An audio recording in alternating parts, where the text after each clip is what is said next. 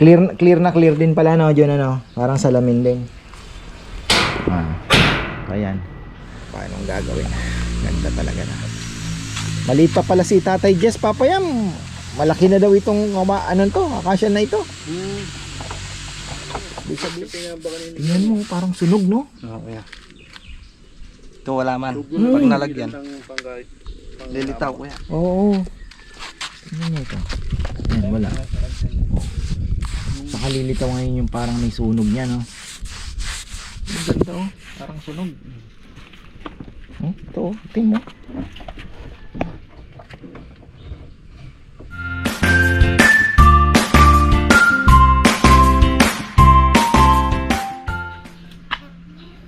Ay, ayan, magandang buhay. Late na ako pumasok sa trabaho. Alam nyo kasi natamad ako, mga farmer. Ayan. Tapos sumabay pa yung parang NBA finals na rin pala yung OKC tsaka Thunder, kasi sila naman po ang best team talaga sa NBA ngayon. So ayan, panalo yung Spurs. Ayun, dahil wala ang Warriors, Spurs tayo. Ayan. So ayan, nilalaso na po nila pala yung mga lamesa.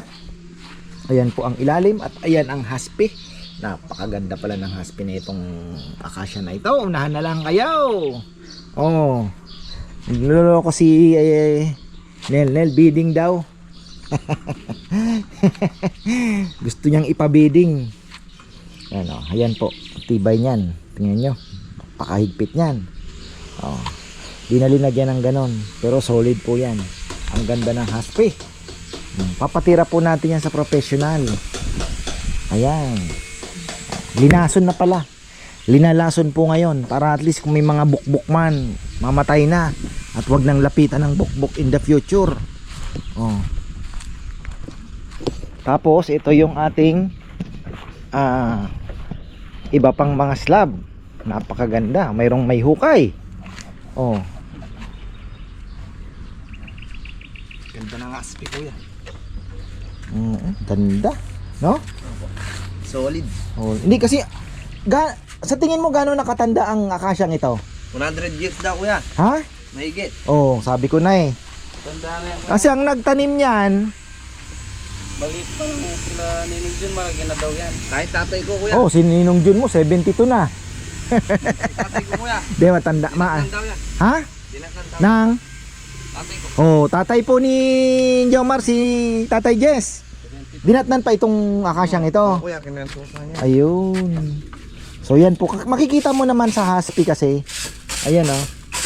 Bibilangin mo kasi yan. Oh, 5 years, 10 Hindi, ano na po ito, matanda na talaga ang kahoy.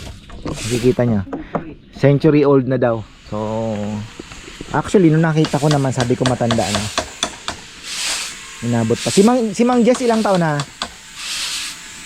60 plus, almost 70 na, no? Oh, almost 70. Kung almost 100 na nga talaga kung aanuhin mo. Ang ganda na ng pagkahaspi niya, oh. Solid, ano? Ayan, oh. Ito pala, oh, nahanap ni Brother Leo, dun, oh. Gusto niya ng Ilalim yan kuya. oh, ha? Ilalim. Malambot to eh. Oo. Hindi naman ano yan.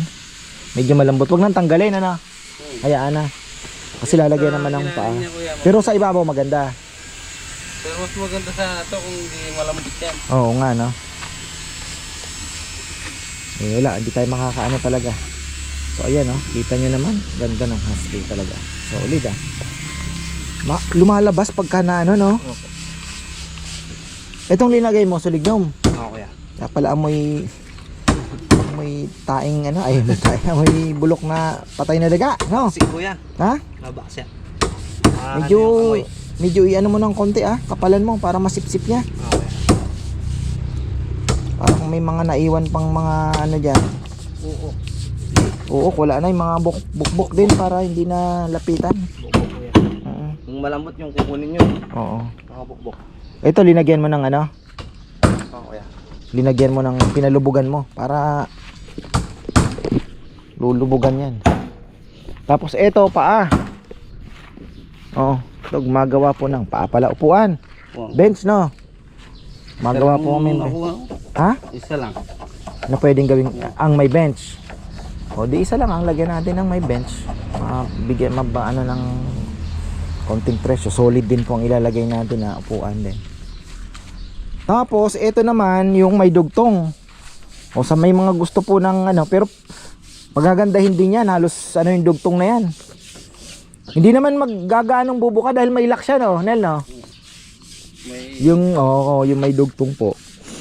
Medyo ano yan, hindi naman natin same price nung sa solid, pero Paanya kuya. Ano din yun?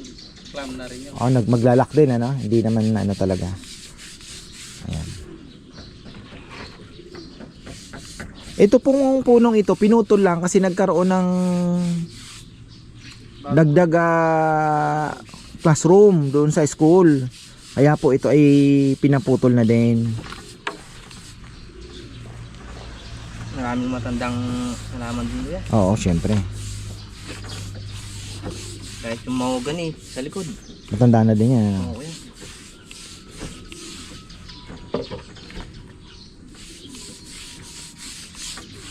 Ito po ay sa elementary school ng baryo namin. Ganda pala pagka ano, no? Ganda ng haspi.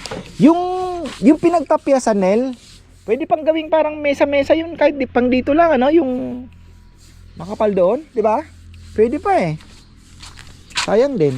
Tapos yung bilog, gawin nating lamesa din yun, yung round. Ha?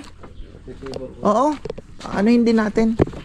Gagawin din natin yun kasi lahat po na ano natin resources para mabawi man lang yung gastos dito sa anong ito. Pagbili natin ng kahoy na ito ay mabawi natin. Ayan, oh. Meron po kasi dito na ito, oh, sinasabi ko. Pwede naman putulin to. Makapal pa eh. Ayan, oh. 1.5 inch pa siguro to. Putulin ng ganun. Pwede pa siya parang maging mesa-mesa. Anuhan, putulan. Tapos ito, gagawin din nating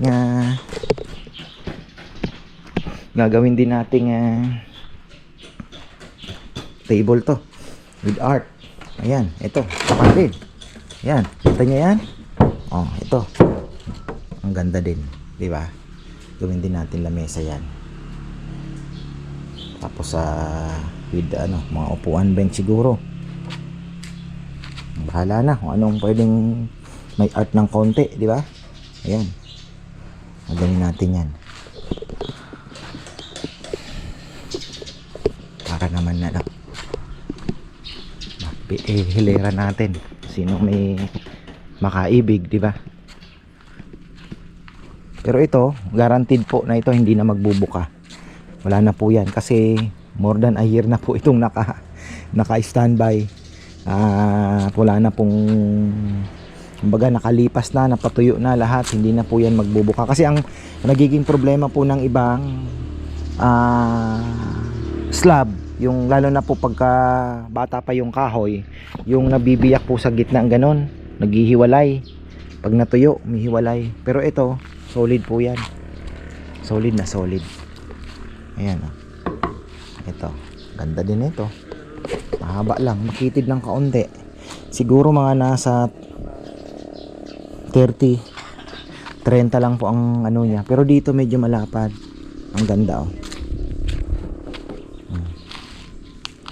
Po-polyurethane po natin yan. Nag-hire kami ng marunong talaga mag-polyurethane para naman maganda talaga. Ito nga sana, oh. Sayang din. May mga uka-uka kasi.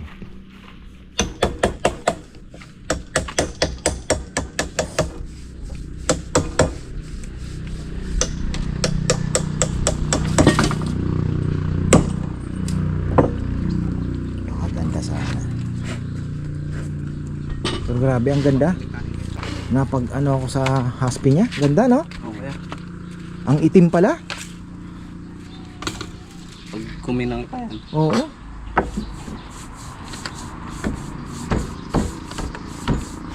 Ang ganda. Sayang tong yung naging pantay lang yung lapad niya, no? Na Kasama pa ba sa katawan to o sa ngayon? Katawan yung yung taas niya. Taas ng katawan ano? Hindi, mismo katawan to. Parang dulo na siya no, yung gitna, oo. Yung gitna yan. Oo, sa may gilid na pala siya. Tama. Tapos yung mga ganito, yung mga sanga. Oo, mga malalaki. Ito po, ito gagawin din namin to. Malapad din to. Ayan ang ganda din nito. Itong ating pinagdugtong lang. Ayan. Yan ang lapad din yan. Ayusin po natin yun. Ang ganda. Solid, bigat. Lalim yan. Ito yung pinaka nung kahoy. Tap yata yun ito. Yan yung ibabaw? Ha? Ilalim yan, di ba? Lalim po yan. Ganda. Kailangan dito pa lang sa tatlong ito mailabas na po natin yung mismong paggastos doon sa patistis at pabili. Nasa mga 80 yan. 80 mahigit. Almost 100 nga pala. Ayan. Basta 80 plus. Ayan. So, ito. Ayun, para ito at least mga pang labor din, di ba? Patistis. Tapos ayan si Junjun pala. Ang kinaganda po ngayon ang ating kahit makulimlim kasi ngayon ko lang napag-aaralan yung solar. Balik tayo sa solar, mga farmer. Ayan.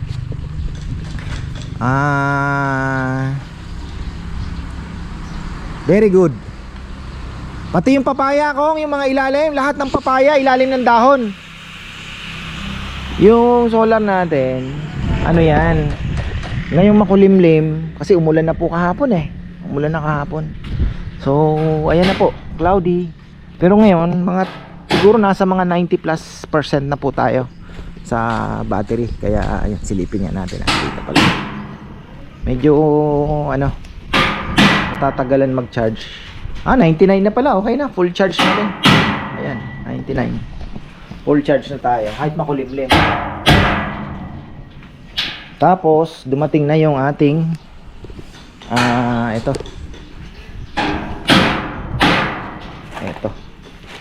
na yung mga pagkain ng arwana. Ipis, ayan. Dami. Ito, tatlo. Clear din pala Diyan parang salamin din. Ayan. Magawa natin. Pininturahan kaya ito, mahahabol? O lahat pipinturahan? O hindi naman? Hahabulin na lang Ito. Ayan, tapos may lock tayo para tapos may hingahan. Ayun pa, may butas din. Ito, ayan. Okay na yan. Nakakapasok yung hangin. Hindi po iinit. Pinaganda.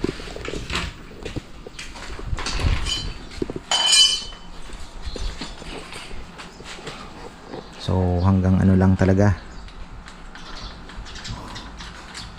Hanggang 4 lang po talaga ang design niyan. 4 na battery.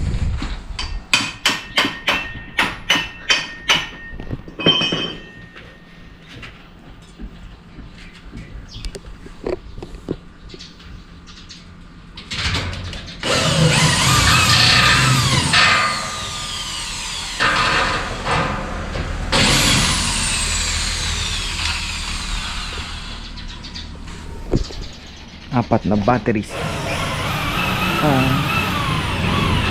Kasya. Malay natin. Kasi ako, tansya ko talaga dyan, mga 5 Kung gusto po natin kaya lang, ang big question mark is, kaya bang punuin? 'Di ba? Lalo na po pag medyo may kulimlim. Pero pag summertime, I think kayang-kaya. Pero, kasi magdadagdag din tayo ng load. Kaya isa pa din yun sa baka mahirapan. Kaya tayo ipupush din natin in the future yung additional panel dito. Kasi nasa 16 po tayo para ma-attain po natin yung higher harvest. So nasa malapit po tayo lagi sa 16 kilowatt.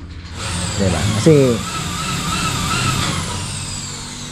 ang purpose po natin sa pagdadagdag, let's say medyo makulimlim, medyo maulap, mataas pa din ang makukuha mong harvest. Para at least mabilis pong makapagpapuno pag dumating sa point na, kasi pagka hindi po talaga na gano, may pumunta dito na viewer po from US din, nakapag net metering sila pero grid tie lang, naka grid tie lang po sila. Ngayon 6 kilowatt. Habi ko po ngayon, kasi hybrid na talaga ang may battery talaga ang pinaka the best, kasi lalo na ngayon may rotational brownouts pag nag brownout. So parang ang dyan, dapat pag naka solar ka, kasi parang meron kang masasabi natin na advantage na like pag nag brownout dapat may kuryente ka. So dyan po pumapasok yung hybrid system na tinatawag, na pagka may brownout na maiikli lang naman, kahit papano, kagaya po namin pag nag brownout ng gabi na let's say nag brownout ng alas 8 hanggang alas 11 ganyan, may kuryente po kami. Yun ang panang kinaganda, lalo na kung marami kang batteries, di ba? Tapos yung net metering, doon na lang po papasok pang tabla, kasi hindi naman all the time, di ba?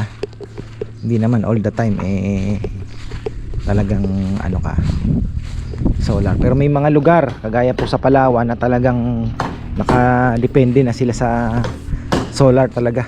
Wala pong grid, di na inaabot ng grid. So maraming panels, maraming batteries, doon lang po sila naka-rely. Pero nakakapag-negosyo pa ng yelo. Ang galing nga kayang-kaya ng Tama nga si Gian. 16 kilowatt po ang kinabit niya kay Buhay Isla Vlog. Ilan ba ang freezer? Nagbebenta po ng yelo, nagne-negosyo ng yelo. Ganun kagaling.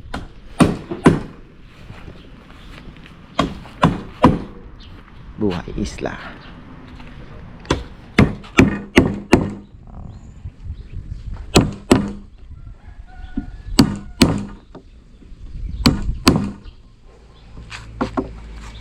Ano ito, lalagyan ng mahabang tubular? Hindi na.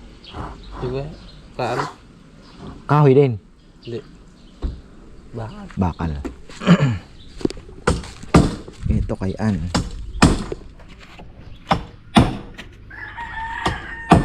Nag-crack siya kasi po Kaya lalagyan ng lock. Malak. Pero hindi nag...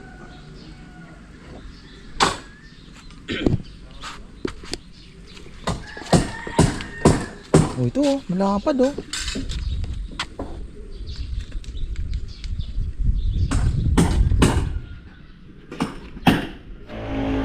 na. Didikit na lang pala. Ay, didikit pero may tornilyo na papayaman Ayun. Yung sukat kasi rito, tornilyo. sakto lang. Oo.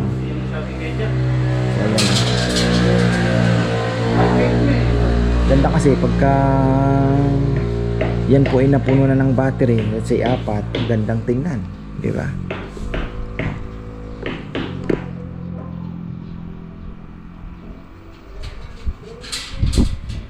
Apat na battery, 10 hours siguro, 9 to 10 hours pagka kayang iraos yung Pansin ko sa umpisa talagang yung inverter papayam gumagana late na Kasi pagka di ba lahat nagbukasan ng lahat ng aircon sa gabi bago tayo matutulog na tayo, mga 10 o'clock, 9, hindi pa gumagana siguro yung inverter nung aircon, nasa 6 kilowatt tayo. Pero pag nagising ako ng madaling araw, chine-check ko kasi kung ilang kagabi, kaninang umaga 3:30, nasa 45% pa yung battery. 3:30 ng umaga. Tiningnan ko yung consumption natin, nasa 3 kilowatt na lang. Sabihin ka, kaya niyo yung Hindi, alas 11 nag-umpisa kasi ng gabi. Doon pa lang siya nag-activate Kaya nga kung madadagdagan natin ng dalawa pa, kahit alas 7 o alas 6 na ng gabi, titingnan natin yung ikot. Kasi inaano ko kasi, ang inaabangan ko kasi dyan, dapat alas 3 hanggang alas 6 may kuryente tayo. Kasi pag nag-brown out papayam at yung lechonero natin kailangan magkatay, problema sa kanila. Yun ang kaya pinalipat ko kay Gian yung oras ng battery eh. Kasi kung naubos natin yung battery hanggang alas 11, alas 5 niya na sinet nung una. Alas 11, wala nang laman yan. Eh kung pag nag-brown out din tayo. Kawawa yung mga lechonero.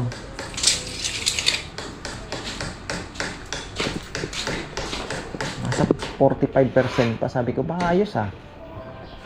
Halos alas 5 pasado na nag-stop siya kasi 20% ang ititira niya eh. So halos 6 hours din.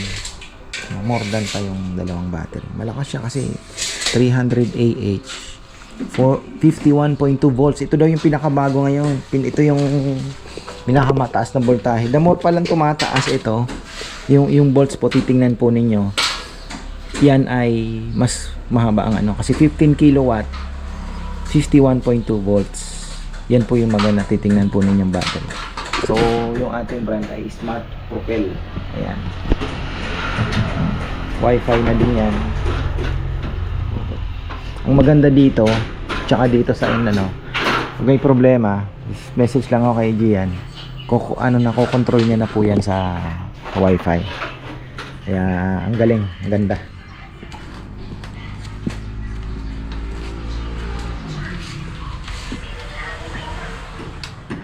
Tapos balikan natin itong ating pinapahira ng lason. Ang ganda, solid talaga. Ito sabi ko pagandahin tong anong to, baka may magkakursunada pa rin po dito na kahit may hati po ito eh ang ganda po niyan, solid pa rin naman.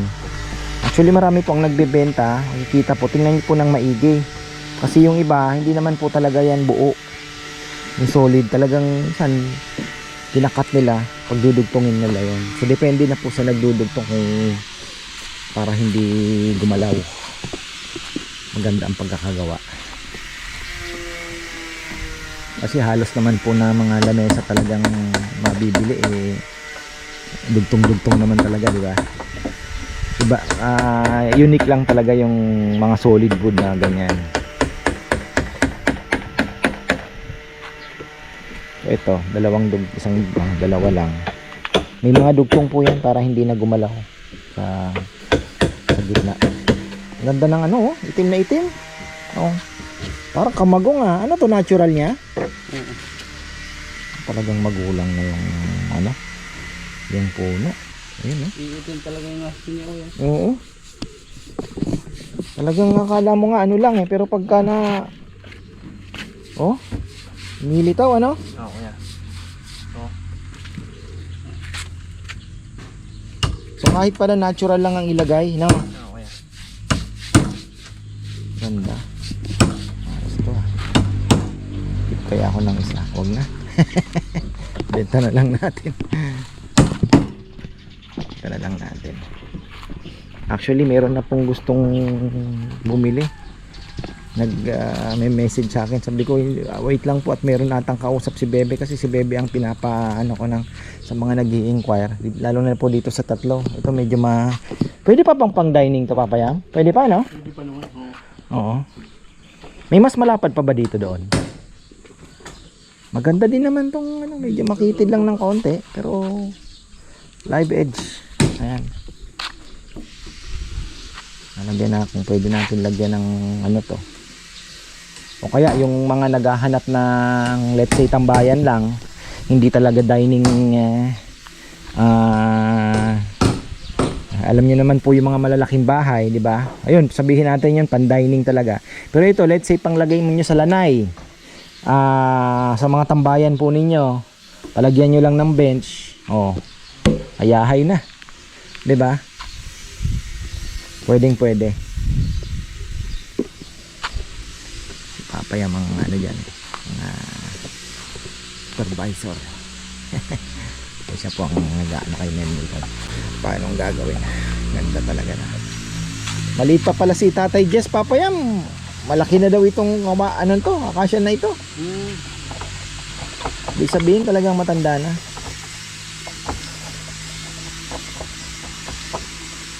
Nabantayan pa natin yung pinutol nila sa ano. Ganda.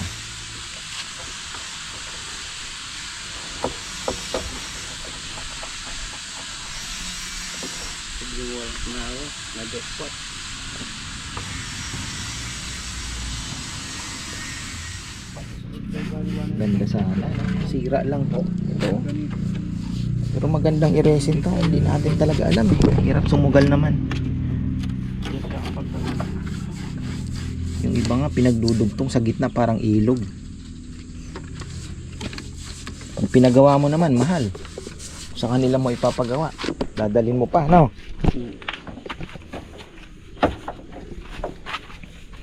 Pag nag-DIY ka naman, aray mo. Palpak. Mahirap kung ano kasi. Aray mo, palpak. Pero syempre sa iba parang madali lang yan. Merong sa YouTube. Pero pag kayo na po ang gagawa, mahirap din. Yun ang medyo risky. Ang mahal pa naman. Mahal.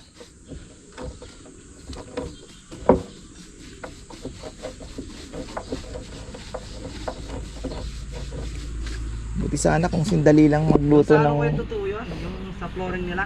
Oo. Binubuhos? Oo. Sana sindali lang magluto ng pansit canton, ano?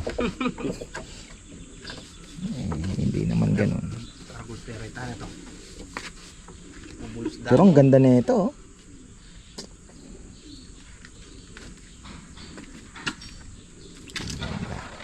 Solid na solid. Parang mas maganda pa nga ito yung ibabaw kung ire-resin mo, ah. Papayam. Oo, no? Tapos may inaano pa siya na para hindi magbubbles eh.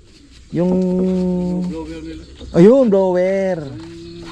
Ito ano, alcohol ang ginagamit ng spray ng alcohol. Subukan kaya natin dito.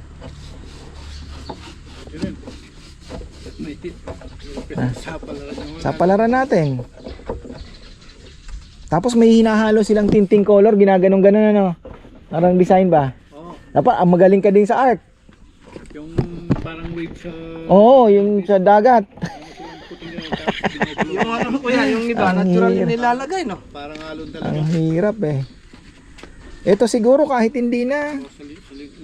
May alon-alon na eh. Oo, alon na yan Yung eh. mga nagdrawing na ganun, magagaling na yung kuya. Kaya nga. Isipin mo yun. Pag-aaralan mo pa kung paano mag-design, di ba? Hindi lang buhos-buhos. Iba yung basta ng ano eh. Depende kayong kapal ng plywood yan. Sino may jaya ano. Ganda nga naman. Doon lang lumilitaw yung ano pagka na... Tingnan mo, parang sunog, no? Oo, kuya. Ito wala man. Pag nalagyan, lilitaw kuya. Oo. Tingnan mo ito. Ayan, wala. Saka lilitaw ngayon yung parang may sunog niya, no? Ang ganda, oh. Parang sunog. Ito, oh. Tingnan mo.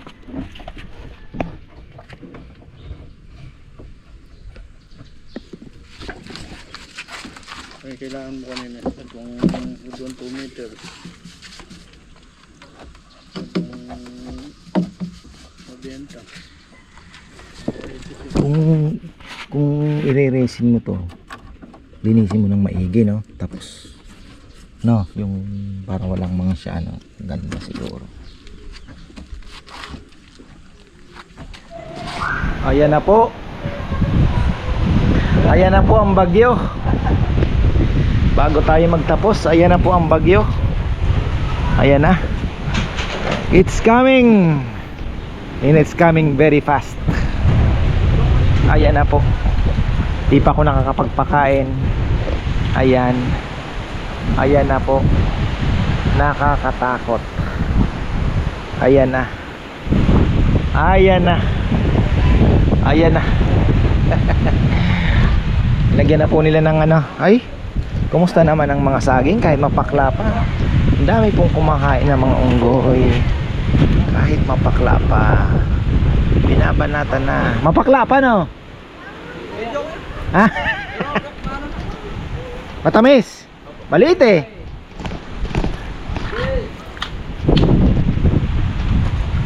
Pwede na.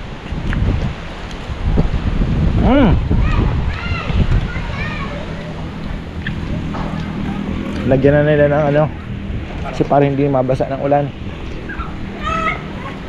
Benta pa na natin ng mahal to.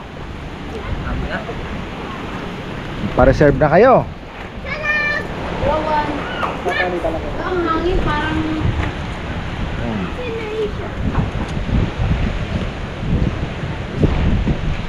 Para hindi na po mabasa. Ay, nako, ayan. Wala, kukuha pa naman ako ng talbos ng kamote. Ang tataba. Ang sarap. So ayan, hanggang dito na lang po. Meron ba tayong babatiin? Wait lang, kunin ko yung cellphone. Shout out tayo. Ayun o, batiin lang natin ang happy birthday pala. Ang Mrs. ni Ka-Farmer Emil Almasan na si Nena Almasan, May 17. At happy 66th birthday din daw po sa May 21 kay Ka-Farmer Benvenido Tan. Ayan, happy birthday po sa inyo. At ayun, mukhang bubuhos na po ang ulan. Ay na, kukulog na yan. So ayan, maraming salamat at magandang buhay.